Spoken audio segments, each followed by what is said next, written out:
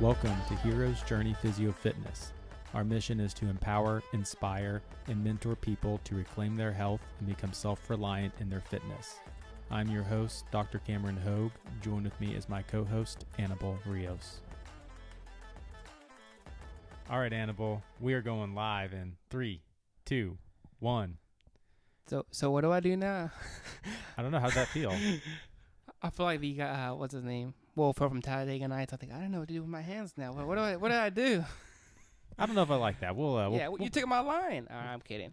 So, okay, guys, you know what time it is.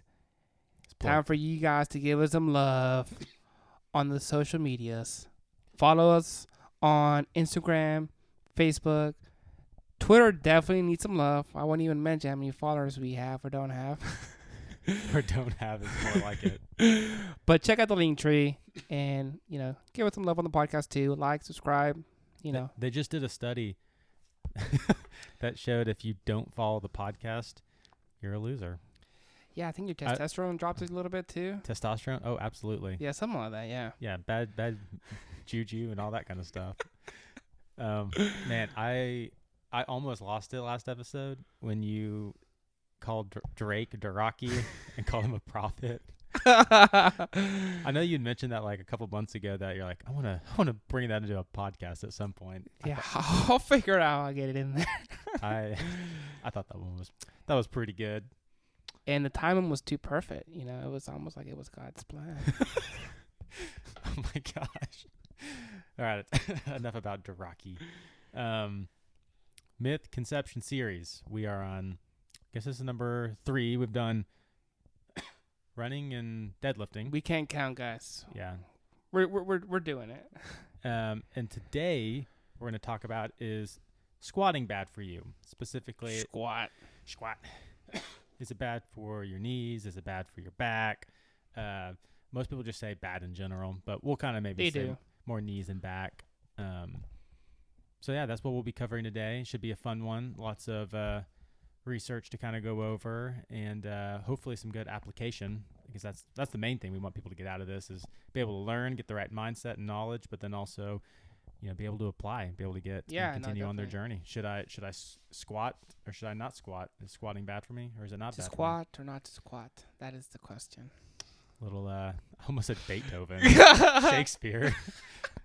I got a good question for you, Annabelle. All right, it's a loaded one. Here we go. Why do people skip leg day? It's joked about. Yeah, it's a thing. I skipped it a lot. It's like, bro, do you just want to skip it and get another chest workout in? Yeah, why not? Isn't it International Chest Day? Every day. We are doing the 100 push-up challenge. We're not doing the 100 squat challenge. Maybe. I mean, who would? I just feel like it's not as fun. We're also speaking from a guy perspective. From a guy perspective, it's not as fun. Little vanity here, but just your legs are always covered, man. Your legs are always covered. Even in short season, you can't even see it. Only your calves show, and those are genetic. And those are the ones you don't want to show. For some people, myself. Yeah, I think. I also think it's hard. It's so hard. It does. I mean, when we were doing Bulgarians this morning, it takes a certain level of fortitude to hit that fourth set. And sometimes even that third, sometimes even start. When your legs are, shaking and, feeling like you're about to collapse, that's an uncomfortable feeling.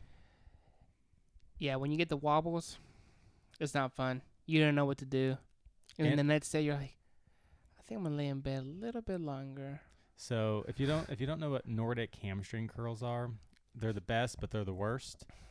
And Annabelle calls them, what do you call them? Gorilla curls. Gorilla curls, because as soon as you get done with that exercise, you're going to be walking around like a little gorilla. Yeah, you can't even walk normal. Your legs are always bent. But yeah, I don't know. It is joked about. I think it is hard. It's hard. Sometimes it's not as fun. flashy. Not flashy. But I mean, there's a lot of people that love it and do it. But it is kind of one of those joked about things where people skip it. I think we were talking about this briefly, but generally speaking, most guys prefer working on their upper body, and most girls prefer working on their lower half. Generally, yeah. Generally, yeah. Yeah, I wouldn't say there's anything wrong with saying that. I think if you did a survey, I think that would hold true. Or if you just look at, you didn't have to do a survey. You could just look at people's workout routines and, see what they're doing. You look at the guys, chest, and a little bit more chest. Girls, legs, and a little bit more legs. I saw this thing one time that it was like it was a joke. But it was a girl workout. It was like legs, glutes, legs, glutes. Like different days. Yeah, funny. That's funny. So yeah, it's people skip it. We're just kind of having a fun time with that question. But one thing that I hear in the clinic a lot. So when people are having some knee pain and they're pretty much, they don't squat, even though they squat every day to get in and out of chairs and to the toilet and all that kind of stuff. You're constantly squatting. But they don't see it like that. It's like I don't squat, so I'm okay, right, doc? So you stand all day or you sit all day? You never get up or down? Anyway, and I'll be like, hey, your legs are pretty weak. Your quad muscle. I think that's why you're having some like this anterior knee pain going on. And like, oh no, I'm not weak. I go on walks. I hear that very, very regularly. Would you say, this came across my mind, if your legs are so weak and you can barely move your own body, it's almost like you're going for a PR every single time that you're doing basic tasks, and that's why it might be leading to more injuries? It could be. I don't know if it's necessarily no, PR. Maybe not, I mean, you got to know how hard a PR is. Yeah. But, it could be within like a 5-rep max, that kind of thing. Yeah, well, I don't know. It just came to mind. I was like, wow, if you're really that weak, it could be that you're trying to move some serious weight and you're not trained for it. Yeah, that's true. So, is like running or walking as good as squatting? It's kind of like, so that's what I hear a lot. Oh, I run or I squat or I walk, but I don't really need to work my legs out because I do those things. Yeah, I'm already hitting them. Mm-hmm. And really, running and walking, they're not really for leg strength or hypertrophy. They're great exercises. Do not get me wrong. Walking and running is, I agree. A way to, obviously for your cardiovascular system. It's a way to burn some calories. It's definitely good for your heart and brain. There are tons of studies that show cardio activities like that. But, I mean, an example, look at a marathon runner. For strengths, Yeah. Is it really going to make you stronger? Yeah, look at a marathon runner's legs and look at like a bodybuilder or someone who works their legs out with weights. There's a night and day difference. I think, too, people might be conflating when you first start working out, right, you do feel like you're building your muscle. You're a little bit sore. True. But that's only at first. After that first few weeks, it's kind of gone. Yeah, I mean, I guess if you weren't on a walking program and then you got on a walking program, yeah, you'll probably gain like a little bit of strength, maybe a little bit of size, maybe a little bit. But those are what we call newbie gains. Yeah, but then it's gone. But then it's gone, and you actually have to train more specifically. Progressive overload, like we said in previous episode, or even that phrase, how you train is how you gain. Mm-hmm. So you're not going to gain leg strength if you're not doing leg strengthening exercises. Walking and running is not a leg strengthening type of exercise. Yeah. Still great for you, but just not the same. You'll get better at walking and running. Yeah. So I wanted to bring that up because that is a common one that I get in the clinic is, well, I don't need to squat because I walk or I run. And then another one that gets brought up is not all the time. I'm not going to say this is like every time, but some people will be like, well, what about sprinters? They're pretty big, they're pretty, developed people. Oh, true. Yeah. And again, sprinting is different than long distance running or walking. Like it just is. Different muscles, or not the muscles, but what's it called? Well, you're tapping into different energy sources. That's it. Yep. And then also you have like your fast twitch muscles versus like your slow twitch. So like your fast twitch muscles, if you train them, like if you train a muscle more explosively, you're going to be tapping more into the fast twitch muscles. Fast twitch muscles are typically bigger than slow twitch. Slow twitch are like your long endurance, long duration type stuff, low intensity. They don't have to be as big. They just have to be efficient at getting energy. So they use what we'd call, so like long walking, long running, you're going to use what's called the oxidative system. And that's where you get your primary source of what we call ATP. We just code for energy. Mm-hmm. Because that's long term. Sorry, my cough is still back. That's long term. It's low intensity. They don't have to be big. But if you're a sprinter and you are tapping into having to contract those muscles really forcefully, really quickly, it's short term. It's high intensity. You're going to be getting energy. You're going to get ATP from a different source. It's from the phosphagen system. You're tapping into two different things. Yeah. So they're not, you can't really compare sprinting with long distance running. And plus sprinters work out. They lift weights. Most marathoners or long distance runners do not lift weights.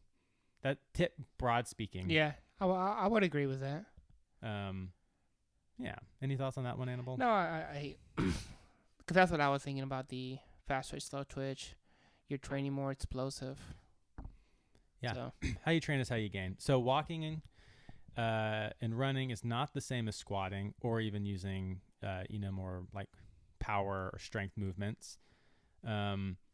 So it kind of gets interesting. It's why do people think that squatting is bad for their knees or for their back? What do you think? Probably their knees are crackling.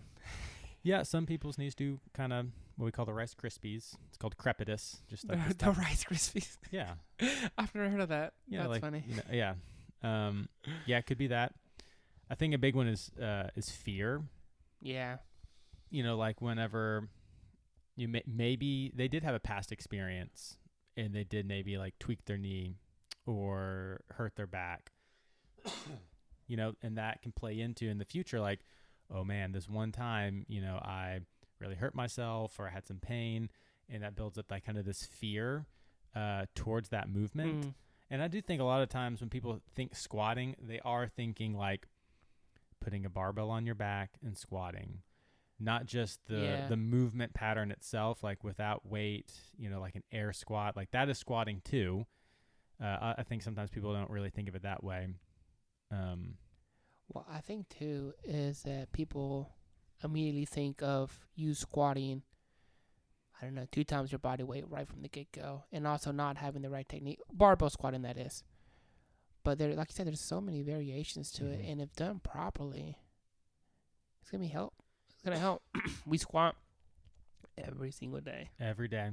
If you're sitting down right now listening to this, and then you stand up, you just did at least part of an concentric portion of a squat. Boom. So this is like a chicken or the egg argument here. In last episode with deadlifts, we hypothesized that deadlifts aren't the problem.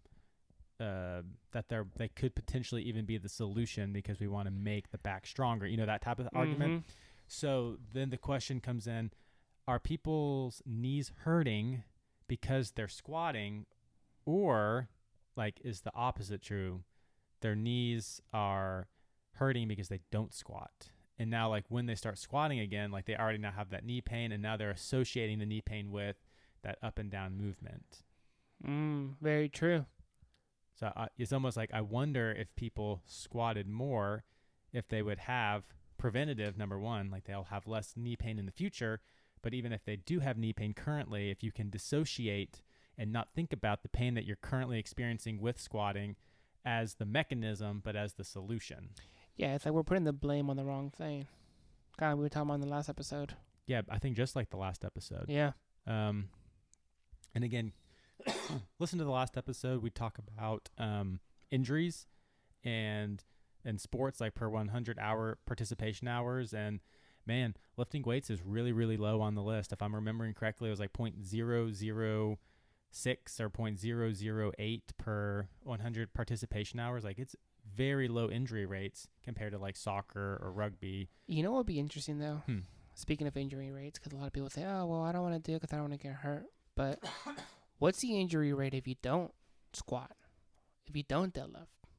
So that's I know we don't have the numbers, but it just came to mind. It's like, because a lot of times, oh, well, I don't want to do it because I'm going to get hurt. But what if you don't do it? You're probably more likely. Oh, 100% more likely. I don't know what the number is. I don't know what the time scale looks like. But I don't know if there's any studies, but just off the top of my head, what I'm thinking here is I wonder if there could be something where you do a survey and you find out how many people actually exercise, like are doing some form of cardio, some form of weightlifting. Mm-hmm. So you take that percentage of, I guess it would have to be like either the U.S. population or something like that. Sure. And then you find out the percentage of people that are having like knee pain. Yeah. I think knee pain and lower back pain that we talked about are very common things that everybody, as they get old, like, oh, my knees are always hurting, my back's always hurting. Right. I mean, I see a lot of total knee replacements in the clinic. Like we rehab a lot of those because people are. But don't worry, I'm not squatting though, so. Yeah. And again, is the joint worn out or resting out? We talked about that a couple episodes ago. Plug to go look at another episode. But let's take a dive into this. Let's look into. So we obviously don't think squatting's bad for your knees. We're going to get into some form here in a second. We're going to say some progressions and stuff like that. But what I do see a lot of is people will go, well, I'll just do the leg press. Works the same muscles, right? I don't need a squat. I can just go do the leg press. What do you think about that, Annabelle? I would say maybe at first. Yeah, when you're first starting out. Potentially. Yeah. It's easier to learn. Yeah, you just sit down. It's you just sit down and put your legs on the thing and push. Yes. So it is easier, 100%. Maybe you don't have the stability to do a barbell squat or some of the other squats at first, but that shouldn't be the end goal. You don't want to like press the rest of your life. Maybe do it until you can get to your own body weight. Yeah. While also we're not doing one of these other things on top of that. Like one of a progression of a one of the ones that we're a barbell back squat. Yeah. That we'll get to later. I totally agree. The squat movement pattern itself is obviously the most functional. Like we said, when you're sitting down, standing up every day, you got to pick something up the floor. You can either do the hip hinge pattern like the deadlift, or you can squat down to pick it up if it's lighter. And numerous studies have found that squatting is one of the best exercises to improve quality of life since it recruits multiple muscle groups into one singular movement. So this is like, it's really not even debatable. Like hundreds of studies have found that squatting is one of the best quality of life predictors. Because, man, how many patients do I work with where I have to help them get up out of a chair? And like once they get standing and they can kind of start walking again, but they can't even lift their own body weight out of a chair. Wow. Like they need that help. They must have squatted a lot back in the day. They must have been too much barbell squatting, and that's why they're in the condition they're in. No, but seriously, that now that you say the whole PR thing, I'm actually thinking, that's actually kind of true because I mean, think about it. If you're really weak, you can't get up and you need assistance, you can't even do your own body weight. That is a shooting for a PR every time you have to stand. Yeah. And it makes sense why you would get hurt. So knowing that if you can stay on top of that and kind of be squatting as you age, man, it's gonna totally increase your quality of life where you don't have to have assistance. Yeah, and then people say, well, I don't want to be in the gym all day. But I'm like, listen, just get to where you can do, what do we say, 1.5 of your body weight on a bar? That's kind of a general. 1.5 times your body weight is what's considered good. Good. Like but that's good. That's really good. That's not going to be like, I'm going to enter a powerlifting meet and win. Yeah, but for the average Joe. For the average Joe. Or Jill. Or Jill. That'll be a really good, weight to try and work up to. Yeah, it's just like, get to that, sustain it. And we actually were talking about this morning about closed chain exercises versus open chain. Oh, yes. So the leg press is what's called an open chain exercise, which essentially means like whatever, so like depending on your legs or your arms, is doing the movement. So like your body's staying still, but your legs are moving through space, versus squatting, which your legs are fixed to the ground, so it's closed, so to speak, and your body's moving through space. Look up closed chain versus open chain. Which one recruits more muscle? Closed chain. Closed chain. All day, closed chain. So that's why doing pull-ups, your hands are fixed on the bar and you're pulling your body through space, versus a lat pull down is easier because your body's staying fixed and you're moving your arms through space. Plus, you can kind of scale the weight. But you'll recruit more muscle, get stronger doing pull-ups than with lat pull-downs. So overall, generally try to incorporate more closed chains. Not saying don't do any open chain, but when you program, try to incorporate more closed chain. Yeah, so that's why we would say that even like a box squat, like just squatting down to a bench or a chair or something, is greater than the leg press because you're moving your own body through space. You can say that it's more functional because you do that on a daily basis. Again, how you train is how you gain, so to speak. Yeah. But I do want to kind of quote from a study found by Klossworth et al. So it compared the squat to the leg press on strength and speed in athletes. So this is not even looking at, older individuals' quality of life. This is like athletes. Mm-hmm. And they found that the squat intervention group had statistically significant gains in jumping and strength versus the leg press group. So they had one group do obviously like leg press, no squats, and the other do squats and no leg press. And the group that did the barbell back squat, significant gains, and not just their vertical jump, but also strength in general, like how much weight they could actually do. So Annabelle and I are not trying to say the leg press is a bad exercise. We're saying use it, here it is, in addition. Yes. Not as a substitute. Mm-hmm. Okay, I'm going to say that again. Use the leg press as an addition, not a substitute. But Cam, I can't barbell back squat yet. Or I got hurt before. Okay, squat your own body weight to a chair and then back up again. We're going to talk about progressions here in a minute. Yeah. But you can do that. I have 89-year-olds in the clinic squatting to a chair for 3 sets of 10. They can do that. I even give them weight. Turns into a goblet squat. Anyway, you can do that. And then use leg press in addition. Again, it's hard to talk about form on a podcast because it's all audio and you can't see. We'll do a video. We'll do video. But I think, there's obviously a lot of debate about proper squat form. High bar, low bar. Yeah, do the feet need to be externally rotated, straight? How wide your stance going to be? Are you going to be more vertical torso, more forward torso? Do you need your head to look up towards the ceiling? Do you want to look straight ahead? Blah, blah, blah. Yeah.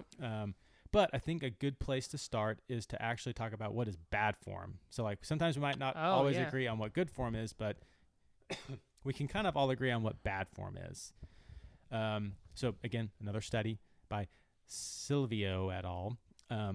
So they found extreme positions of the feet should be avoided. So you don't want to be way too wide and you don't want to be way too narrow because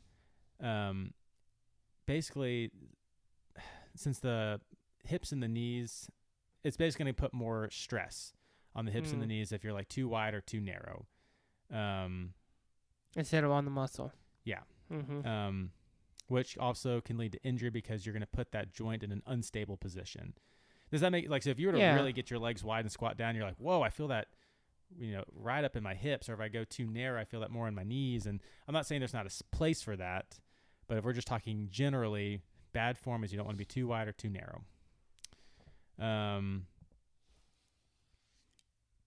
Feet around shoulder width apart, regardless of what you're doing with your toes. Another thing is what we call excessive lumbar lordosis. That's where you're really arching your low back. So you're not keeping your back neutral. So you're not rounding your low back, but you're excessively arching your low back. Oh, okay. So why you don't want to do that, because, so if the spine is flexed, so you're kind of rounding your low back, this actually can cause some shearing force on the vertebrae. And then if you're too arched, kind of that excessively extended position, it can do more compression force through the back. Both you really don't want too much shear and you don't want too much compression, depending on how the vertebrae are sitting. You want your back to be pretty much flexed neutrally, kind of between the two extremes. So that's one thing. You don't want to totally arch or totally round. That's kind of looked at as, not good form. Here's an interesting one. So this was the Journal of Strength and Conditioning. Yeah. They said to avoid breathing in on the way down and breathing out on the way up.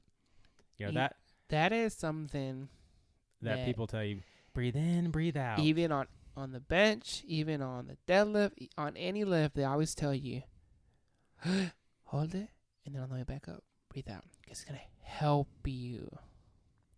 But this is actually a myth. This one is a myth. Maybe if you're doing some barbell curls or something like that. We're doing 2 myths in one episode, brought to you by The Hero's Journey. Let's go, people.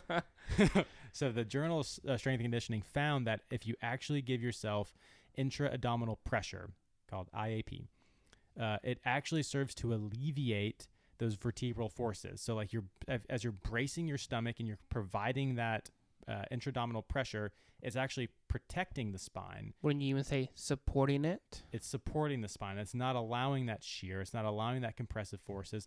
And you're going to most likely have to be in a neutral spinal position to be able to brace like that. If you're in those two extremes, it's really hard to kind of get intra-abdominal bracing.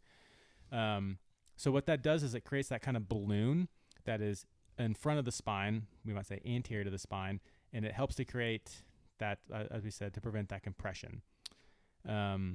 So one of the godfathers of PT, Stuart McGill, he found that if he had some clients or patients in a study hold their breath and create that intra-abdominal pressure, it reduced the load on the spine.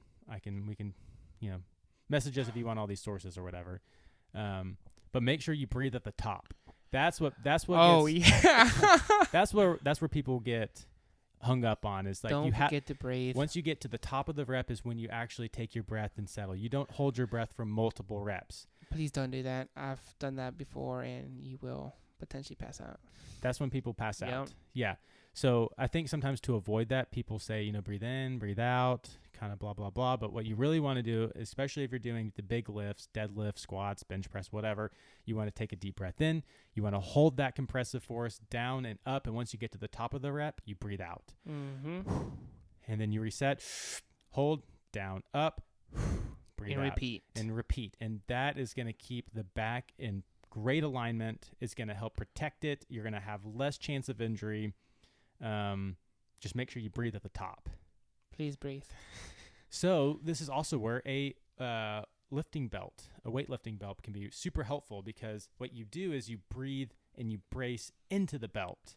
Oh, I guess maybe we can clarify that a little bit. So if you don't use a belt, you brace. You kind of suck your stomach in. And you kind of force out. You're creating that pressure. But in a belt, you do the opposite, right? You're more pushing out. Both you kind of push out. Both you want to create the pressure like the balloon going out. Okay. Yeah. And basically the belt gives you that cue. It's like it's cueing the muscles to push into it. So it's the same thing you do without it, but it just gives you a little bit of it's almost like a little cheat. It kind of helps you contract. Yeah. You don't use a belt for just external support only. You don't just strap that thing around and you don't do any intra-abdominal bracing and you just think that the support is what's going to protect your back. That's not how you use a belt. You use the belt to brace into. I think that's a good point, because I know back in the day when I used to belt, I was not holding, breathing, doing all these different motions. It was just like, all right, the belt itself is doing all the work. Yes. Man. Another myth. We're busting myths today, aren't we? Busting them. We're myth busters here. So yeah, honestly, those two things right there will really reduce your chance of hurting your back with the barbell back squat. You will have way less likely of a chance of hurting your back just doing box squats, goblet squats, air squats, anything like that. Mm-hmm. But yeah, if you're going to put some load on your back, it is so important to have that intra-abdominal bracing pressure, potentially using a belt to brace into, breathing at the top. It totally helped my low back. Like I think I said last episode, deadlifting helped my low back. But my back used to hurt squatting. And as soon as I actually learned how to breathe correctly, totally helped. Oh, I agree completely. Another thing, so while we don't think that squatting is bad for your knees, we're going to say that. Yep. Sometimes if you are already having knee pain, you could potentially do what we call the low bar squat over the high bar squat. And what that will technically do is it doesn't allow your knees to go as far over your toes. And that's not a bad thing for your knees to go over your toes. I'm not saying that by any means. I think it's actually probably pretty good to have your knees go over your toes in certain exercises. But if you're loading up a heavy back squat and you already have knee pain, this could potentially help with that because you're sitting and leaning more forward versus standing more upright. If you're more upright, your knees are more likely to go over your toes. If you're more bent over, your glutes are more likely to shoot back and your knees are less likely to go over your toes. That was long-winded. But just saying, if you already have knee pain, potentially a low bar squat. We do want to get you in that knees over toe position, but we might need to start with more like maybe split squats or like eccentric step downs, stuff like that. Yeah. Okay. We've been going through a lot already. But no, I think it's been good. We needed to cover this, and now we'll go over some. Yeah, we got some progressions for people. So we do want to say, not all people are ready to put the barbell on their back and start squatting. And that's okay. And that's okay. Because, improper form, increasing the weight or the load too quickly, that can lead to knee pain. We're not ignorant of the fact that people have hurt themselves doing some of these exercises, and that's where the stereotype comes from, where the myth comes from. So absolutely you can hurt yourself if you don't have the correct form and you think, oh, well, I did 200 pounds when I was in high school, so let me start with that. It's like, bro, you're going to get hurt. Yeah. Don't do that. But I think if we start with the progression, something that's easier, and by easier it means like it takes less strength, takes less mobility, takes less what we call motor control, like your body being able to kind of move itself through space, and you progress, then you'll be ready. First one is super simple. Squatting to a box and getting back up. Squatting to a chair and getting back up. People, this is the simplest thing you can do. I have 80 to 9-year-olds in the clinic doing this. It's super easy. But that is squatting. Get a mirror. Look at yourself in the mirror. Maybe set up a phone on the side. Look at your angle. See, kind of play around with stance with. See what feels good to you. That kind of thing. Boom. If you can do 3 sets of 10, you're ready for the next progression. The next progression, take that box out of the way. And then you're just squatting and coming back up. So the box is removed, obviously, but you still want to kind of go down to where it would be, potentially lower, I don't know, and play around with that form. It's going to be a little harder. It's going to take a little bit more control because you don't have that cueing of when to stop and that little break at the bottom. But, you might have to start with quarter squats and then go all the way to parallel where the box might be. But that would be the next progression, is just doing an air squat, squatting your body weight through space. Okay. Next one, goblet squat. It's an air squat while you're holding weight. Super simple. I mean, this sounds so simple. No, I think it's so good for people, especially when you're starting. You don't know how to progress, what you need to do, and this is like a good step-by-step. Yes. Grab a weight. Maybe you grab, you can probably start with a 10-pound weight. I'm just going to tell you, start at a 10-pound weight. Grab a 10-pound kettlebell, 10-pound dumbbell. If you can do 3 sets of 10, increase the weight by 10 pounds. You're going to get to the point where you might be holding 30, 40, maybe 50 pounds. At that point, that's what the barbell weighs, and that's when you're going to want to start putting it on your back. I'm glad you said that, because I was going to ask, okay, so when would you tell somebody to move forward? And that's good. Yeah. When you can do the bar. And then obviously some people might have weak arms, which would be a cue to start hitting the weights for your arms. But once you get to 35 to 45 pounds, I think it's time to start putting the barbell on your back. As a barbell weighs 45 pounds, you can do a training bar, which is about 35 pounds if your gym has one. Yeah. Now it's time to put that sucker on your back. So at this point, you were able to do your body weight to a chair, then your body weight through space, and then holding a weight through space, and now you're ready to put it on your back. Now with it being on your back, you can start to increase the load because your back can hold a lot more than your arms, obviously. So I would say basically you could do that progression right there and be fine the rest of your life. You might not even have to get into some of these other progressions. Because like stopping at back squat? You could stop at back squat at this point. But we know that there are athletes out there, CrossFitters, sprinters, athletes out there where, they might want to do a little bit more front squats, which a front squat is you have the barbell racked on the front of your shoulders with your hands on it and your elbows up. This is harder, obviously, because the weight is placed in front of your body versus behind your body. You can do less weight, but it does take more like neuromuscular coordination and core strength than the back squat. It also takes more mobility. You're going to have more ankle mobility, more hip mobility. This one is going to put your knees more in front of your toes, which can be good to strengthen that position. But some people might not be ready ever for this, which is fine. If you can get the back squat, that's great. Would you say it could replace the back squat, or is it kind of like we were talking about the leg press, where it's just... They're just different. I think front squats are great, especially if you're, again, getting into like Olympic lifting, where you have to be able to get into that front rack position, where you have to be more vertical with some of those like power cleans and snatches and stuff like that. Yeah. It's good for definitely if you're in the sport of CrossFit, you got to be able to do some front squats. Yeah. And I would just say in general, a lot of athletes would benefit from, mixing up back squat in with front squats to help with like the different planes, like the barbell being on the back versus the barbell being in front of the body, to just kind of mix the load up. Now this one, I really can't even do this one with good form. And that's the overhead squat, where you're holding, a stick or most likely the barbell over your head while you squat.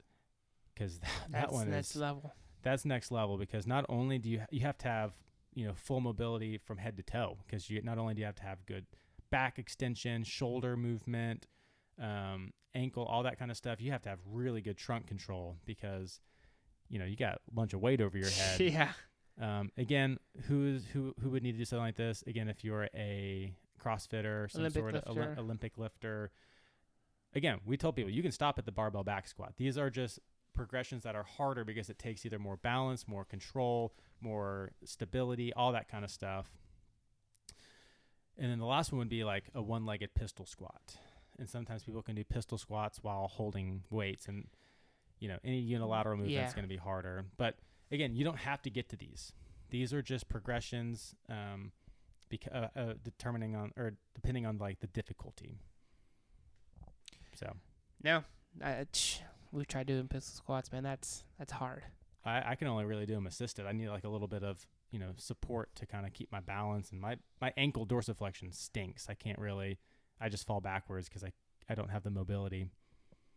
I could work on that, but I like doing the first couple progressions. I like doing goblet squats, front squats, and back squats. I don't really, for me personally, I don't need to do those other things, but for others, they might want to do those things, and that's what you'd progress up to. It's an option.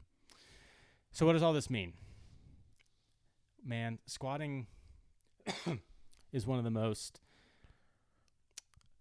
not only functional, but best exercises to increase your strength.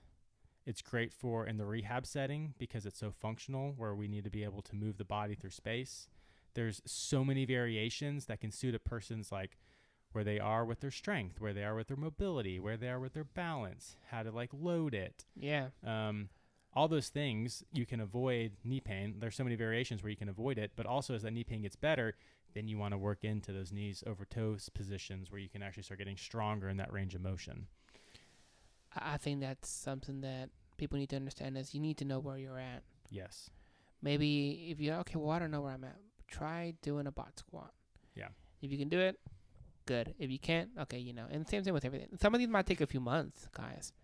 I know we kind of went through them quickly, but some of these progressions might take a little bit longer than you probably wanted to, and that's where you want to take it slow, still try to progress, and then eventually get to that back squat. Absolutely. You got anything else, Annabelle? No, that's all I got, Doc. That's all I got, too. So, remember, if you're not following us, give us a follow. And remember, you're a human. We should not seek perfection, but daily improvement. All right. See you guys.